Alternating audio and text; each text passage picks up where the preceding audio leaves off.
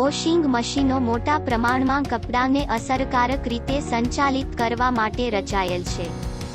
Washing machine ઘણીવાર વિવિધ પ્રકારના કપડાં અને ગંદકીના સ્તરને અનુરૂપ વિવિધ વોશ પ્રોગ્રામ્સ અને સેટિંગ્સ સાથે આવે છે. મશીન સાથે જોડાયેલા પાણીના નળને ચાલુ કરીને પાણી ઉમેરો. આનાથી પાણી પસંદ કરેલા પાણીના સ્તર કરતાં 2 કે 3 સેન્ટીમીટર ઓછું ભરી શકાય છે.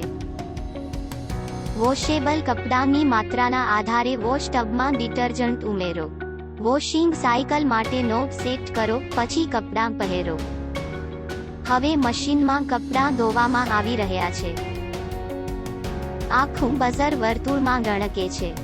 એકવાર વોશિંગ સાયકલ પૂર્ણ થઈ જાય તે પછી વોશ ટબમાંથી ધોવાયેલા કપડાંને દૂર કરો અને તેને સ્પિન ટબમાં સરખી રીતે મૂકો.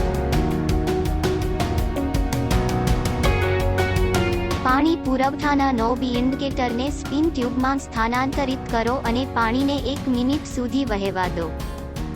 સ્પિન ટબમાં સ્પિન કેપને કપડાંની ઉપર આડી મૂકો અને સ્પિન ટબનું ઢાંકણ બંધ કરો.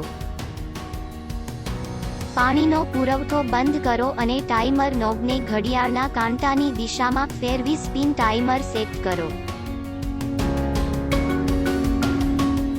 સાયકલ સંપૂર્ણપણે બઝર થઈ જાય એટલે સ્પિન ટબ ખોલો અને કપડાં કાઢી લો.